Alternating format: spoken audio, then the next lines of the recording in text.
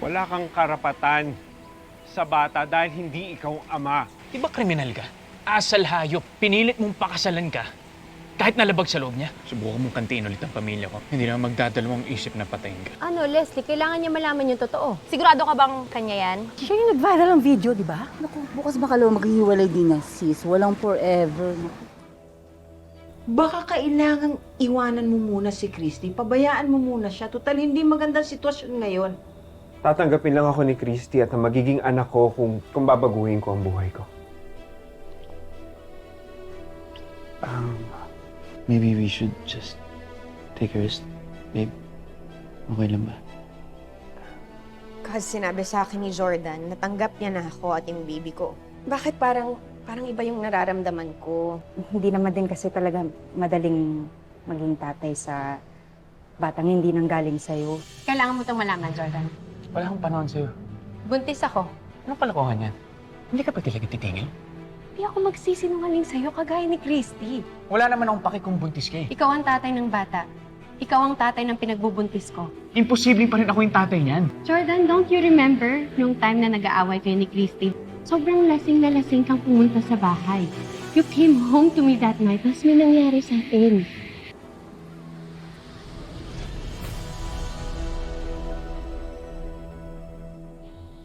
Hindi ko anak yan.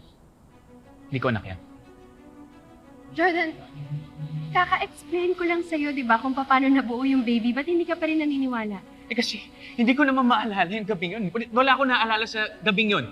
Okay? Eh malamang kasi nga lasing na lasing ka, Jordan. Oh my God. Lasing na lasing ka, so obviously wala kang matandaan. Pero just because you don't remember it, it doesn't mean na hindi yun nangyari. Malay ko ba kung ibang tatay niyan? Pwede mo naman palabasin na sa akin yan eh, pero sa iba pala. Ganun ba talaga yung tingin mo sa akin? Na I just go around and have sex with any guy? Ha, Jordan? Wala akong ibang lalaki. You're the only man that I've ever made love with, pero... Kasi ikaw pa rin yung mahal ko. Alam mo, isa yan sa reason kung ba't hindi kita malet ko ngayon. Ito naman! Tumayo ka nga. Anong ginagawa mo? Tumayo ka. Hindi, ayoko. Ayamo ko. Hindi ako tatayo dito hanggat hindi ka naniniwala sa akin. Maging fair ka naman sana, Jordan. Yung anak nga ng ibang lalaki, di ba? Ready kang panindigan? Ano naman yung sarili mong anak, huwag mo naman i-reject at i-disown.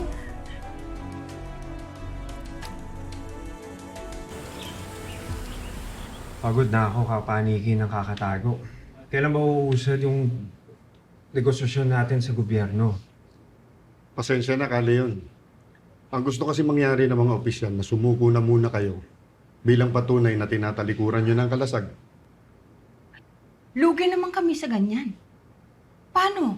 Kung sumuko nga kami, pagkatapos baliktarin kami ng gobyerno, hindi naman pala kami bibigyan ng amnestiya. Kung magmamatigas kayo at hindi susundin ang gusto nila, malamang mauwi lang sa walang negosasyon. Ayoko na maging pugante. Gusto ko na ng tahimik at magandang buhay para sa anak ko. Gusto ko na maging malaya para maging karapat-dapat ako sa asawa ko na si Christy. Yung pagsuko lang ang susi para matupad yan. Maliban na lamang kung may naiisip kayong ibang paraan para patunayan sa gobyerno na wala na kayong loyalty sa kalasag at tuluyan nyo ng tinatalikuran ng buhay ng karahasan.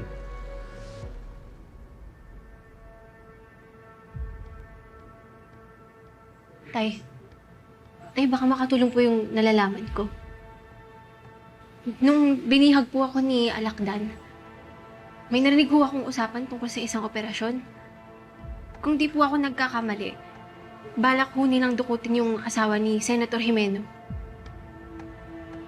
Oo, narinig ko rin yung ibang detalye ng plano nila nung nasa kampo pa ni Kapusit. Ba't di natin sabihin sa gobyerno na nalalaman natin? Kapalit ng amnestiya. Sabihin mo sa mga opisyal ng gobyerno na ibibigay namin ng impormasyon para makatulong sa kanila masukol ang mga rebelde para mabuwag na din ang kalasag. Pero ibibigay namin yon kapalit ng garantiya ng kalayaan namin.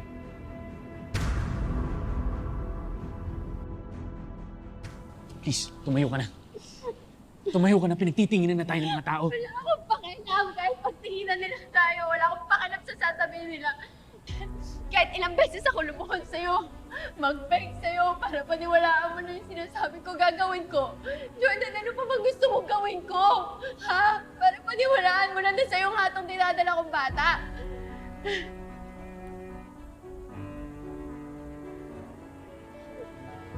Gusto mo maniwala ako?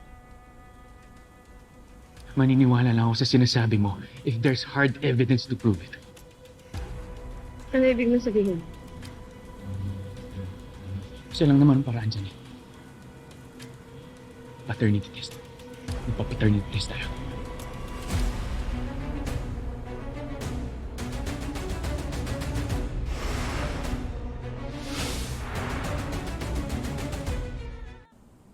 Paternity test. Magpa-paternity test tayo. Sige. Sige, kung yan yung paniniwalaan mo, let's do it. Pumapayag ka magpa-DNA test? Yes. Jordan, wala akong sekreto. Wala akong sekreto tinatago sa'yo. Ready ako. Again, hindi naman ako sinungaling kagaya ng... Huwag mo na idamay si Christy. Hindi naman ako yung nag-mention ng name. Yung ibang makakaalam na ito, naiintindihan mo? At lalong-lalo na si Christy, hindi niya dapat malaman. Hindi pa tayo sigurado kung tama yung sinasabi mo kung ako ka man ng bata, naiintindihan mo? Okay. I'm willing to keep my mouth shut. Pero ang tanong, kaya mo ba magsekreto kay Christy?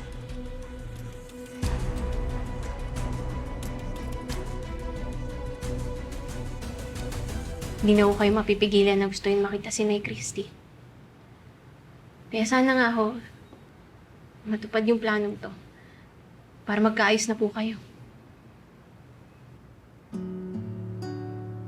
Anak, matagal na akong sumuko. Nagdesisyon na akong pakawalan ko si Christy. Pero nung nakumpirma ko na ako ang tatay na dinadala niya, may ibang usapan na yun. Anak ko yun eh.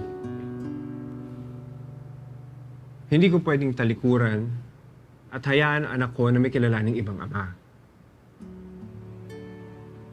Saka kapatid mo yun eh. Karapatan mo makasama siya saka makalaro. Karapatan nating lahat na mabuo ang pamilya natin. Anak, ayokong mangyari sa atin yung nangyari sa amin ng pamilya ko. Yung nawala si nanay, yung nawala ang tita mo. Kaya gagawin ko ang lahat para makuha ang nanay Christy mo, para mabuo ang pamilya natin.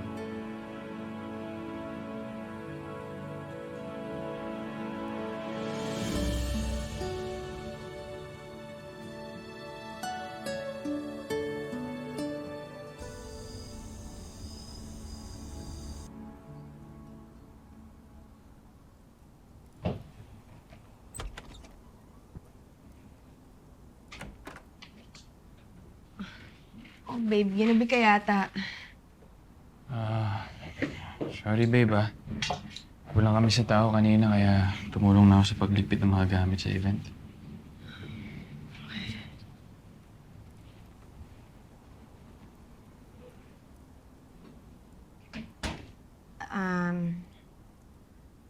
Babe, nag-dinner ka na ba? Gusto mo paghain kita?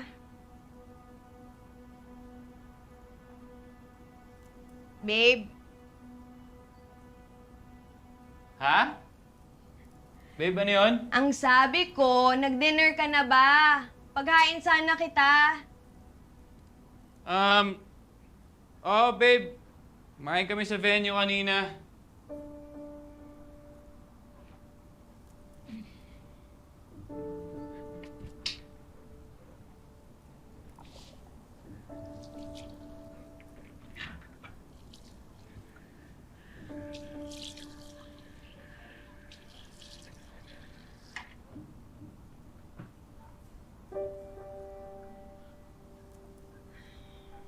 Babe, okay ka lang ba?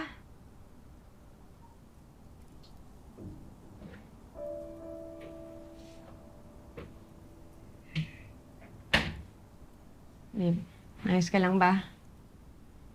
Parang may bumabagabag sa'yo. Ayos na ako, babe. Pagod lang talaga ako.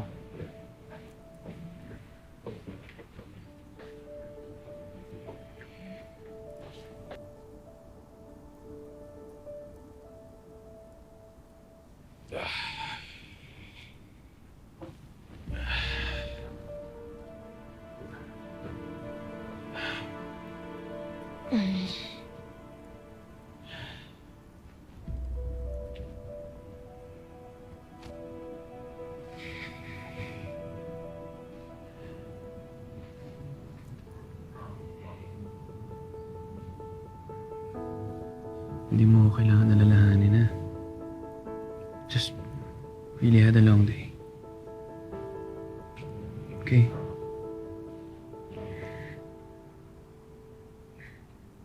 Babe, di ba nangako na tayo sa isa't isa na hindi tayo magsisikreto? Kung meron ka mang iniisip o inaalala, pwede mong sabihin sa akin yun. Babe, pagod lang talaga ako. Promise.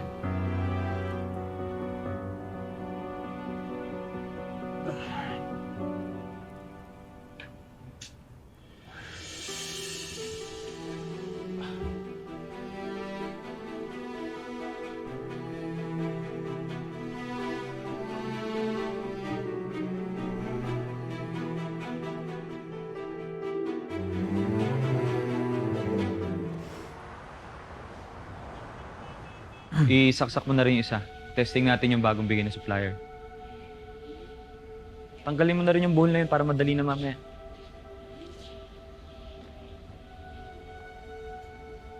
Okay ba? Oh, nangyari? Hindi kinaya ng circuit breaker. Tol, di ba dapat sa genset kinakabit yan? Sorry, tol, nawala sa isip ko. Alam mo, naninibago ako sa'yo. Lagi ka namang focus sa trabaho pero now, you seem distracted. Ano nangyari? Problema ka ba?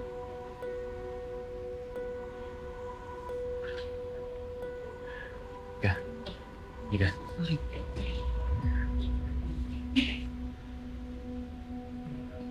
Ano? Upo ka.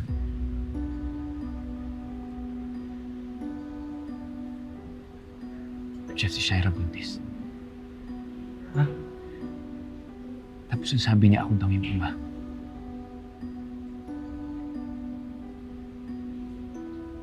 Teka, paano ba nangyari yun? Di ba sinabi mo sa akin you stop sleeping with Shaira simula nung makabalik si Christy? Alam ko, pero there's this one night na lasing ako kasi nag-away kami ni Christy. Doon ako natulog sa bahay namin ni Shaira. Pero wala kasi akong maalala nung gabing yun. Pero oo, posible siguro na may nangyari sa amin. Hindi ko na alam, tol. Alam ba ito na asawa mo? Hindi ko ito pwedeng sabihin sa kanya hanggang hindi ko napapatunayan na ako nga yung ama ng batang yun. Hindi siya ginajudge ko si Shaira. Ano kung sino bang lalaking ipinapasok niya doon nung simula nang wala ako? Hindi naman natin alam eh. Ilang months na buti si Shaira? 2 months daw. 2 months na daw siyang buntis. Bakit? Wala. Curious lang ako.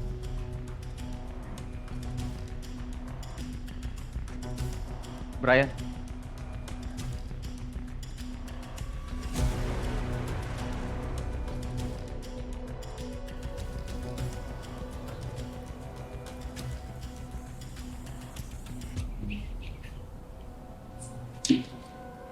Bakit mo ba ako pinapunta dito, Jeff?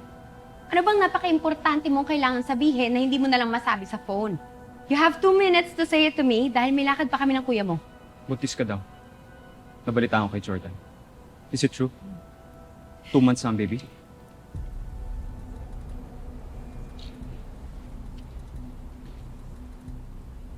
Ano ba to, Jeff? Interrogation? Alam mo kung pinagdududahan mo ako kagaya ng kuya mo, kung gusto mo makakita ng sonogram picture, I'll be glad to show it to you. Sige naman, sabihin mo na lang yung totoo. 2 months ka ng buntis. Yes, it's true. So, why do you care? It's been 2 months since yung nag-sex tayong dalawa. Shay, what if? Baby ko eh.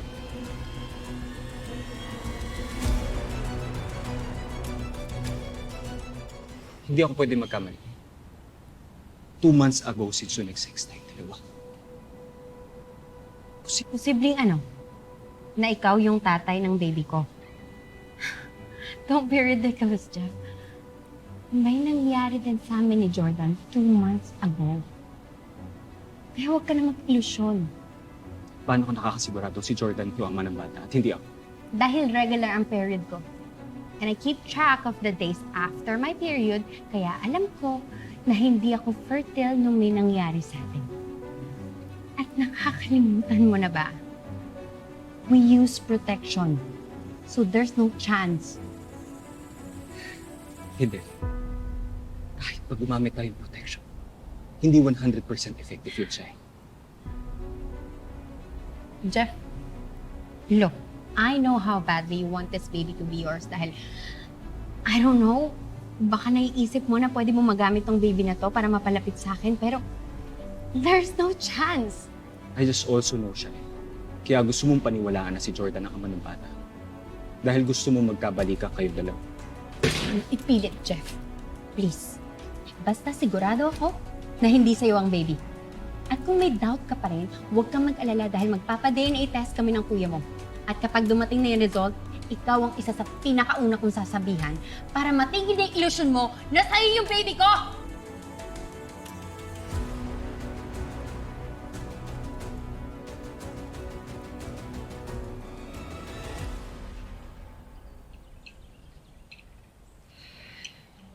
Ewan ko, ma. Sabi ni Jordan, okay lang siya. Pinipilit niya na walang problema, pero nag-aalala ako, ma eh. Ramdam na ramdam kong may bumabagabag sa kanya. Baka ikaw lang naman ang nag-iisip na may problema ang asawa mo na. Hindi, ma eh. Hindi ako nag-i-imagine. Parang iba din kasi iba yung kilos niya kagabi. Parang may gusto siyang sabihin. Hindi niya lang mailabas, hindi niya masabi. Anak, pwede bang huwag mo na lang bigyan ng meaning yung mga actions ng asawa mo? Pwede bang ang isipin mo na lang ay yung siguro baka stress lang siya. Baka pagod lang siya talaga sa trabaho. Yun na lang. Siguro nga man, napapraning lang ako. Pero natatakot kasi talaga ako eh. Paano kung nagbago na yung desisyon ni Jordan na panindigan yung anak ko? Paano kung tama yung mga sinabi mo noon? Hanggang sa salita lang si Jordan. Nasa una niya lang i-recognize yung bata. Yung anak ko. Christy, don't assume things. Okay? Just give your husband a chance to prove himself and to keep his promise to you. Yun na lang ang isipin mo. Ha? Kumain ka mo.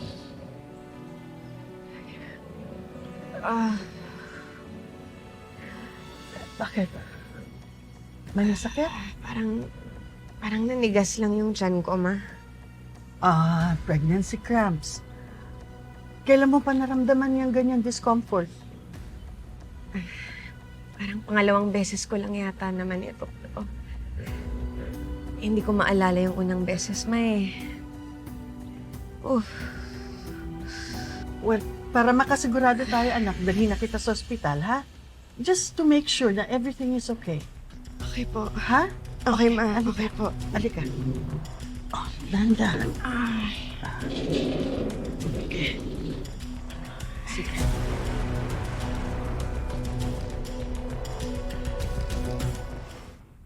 Dapat sa ibang lab na lang tayo nabunta. Hindi maganda yung experience ko dito. Jordan, nandito na tayo. May pa ba tayo aalis? And besides, I read online na ito daw ang pinaka-reliable na pathology clinic.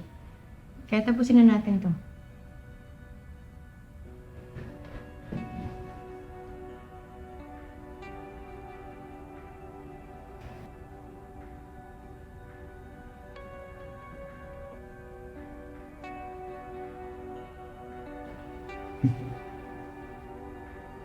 Bakit? May problema ba? I'm sorry po, ma'am. Ma'am, tama po ba yung name na isinulat ng staff sa info sheet? Mrs. Manansala. Yes. Mrs. Shaira Manansala. Anyway, ma'am, I'm here po to get your samples para sa paternity test. Alam kong kilala mo ang binan ko. And I trust that you will be discreet about this at hindi ito makakarating sa kanila. Siguraduhin mo rin na hindi ka maglalabas ng peking resulta. Dahil kapag nagkataon, ako mismo magsusumbong sa ginawa mo noon para mawalan ka ng trabaho at lisensya. Nagkakaintindihan ba tayo? Yes po, Mr. Manansala. I guarantee full discretion. At hindi na po maulit ang nangyari before. Sir, kung ready na po kayo, pwede ko na po kayong kuhaan ng cheek swab. This way po, sir. Teka, mamaya mo na sagutin yan. Tapusin na natin to. Tara. Yes? Okay.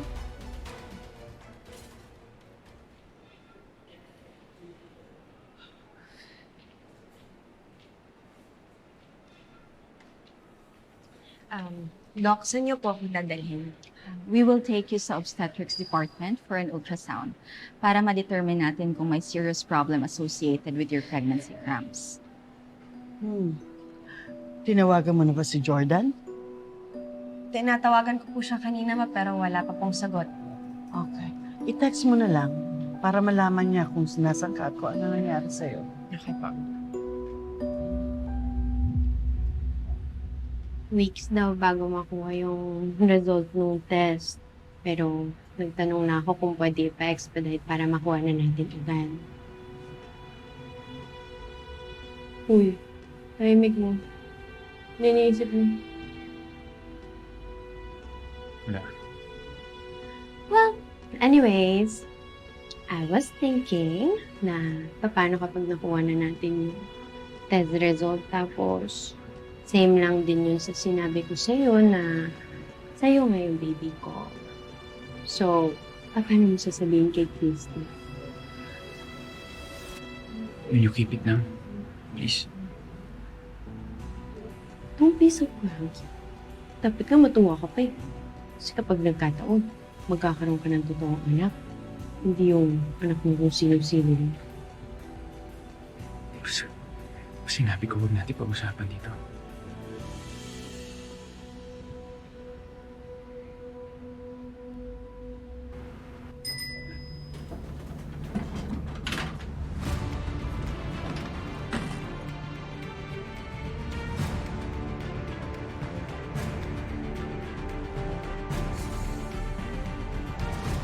Para ito na po ang resulta ng paternity test ninyo. Wait, parang hindi ka natutuwa. Mali ba assumption mo na ako yung ama ng bata?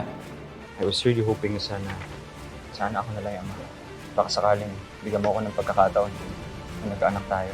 Feeling ko, girl, konting push na lang, mababawi mo ni asawa mo. At higit sa lahat, totoong anak niya ang dinadala mo. Di ba? Shai, may hindi ka ba sinasabi sa akin?